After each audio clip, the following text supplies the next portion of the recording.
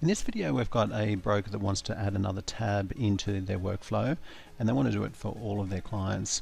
And so the way we're going to do that is we're going to start with our master template up here, and this shows the existing workflow that they've got going. What we want to do to add another tab is use the little cog over here and just say add tab, and we're just going to call this handover.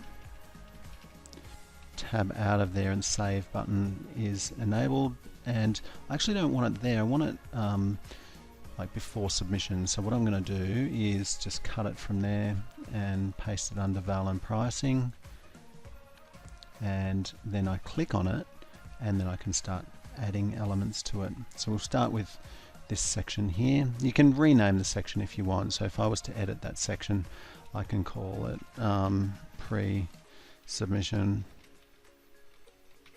something like that. Save that. And to add a new element, I'm going to go in this box here and say new element. So that one will give me the option to choose the type of element. So in this case it's going to be a checklist, and I'm going to give it a title of pre-submission requirements, and that will automatically name it. And then I'm just going to make it 50% width. Click on save, and then I just click on it to add items. So I'm going to do this, then do that, do something else, and so that's my checklist there. And I can do that as many times as I want to create different lists of items. Those lists can all be filtered depending on other criteria. So if I went into there, I can say for filters I want to add a filter and only show it for certain types of deals.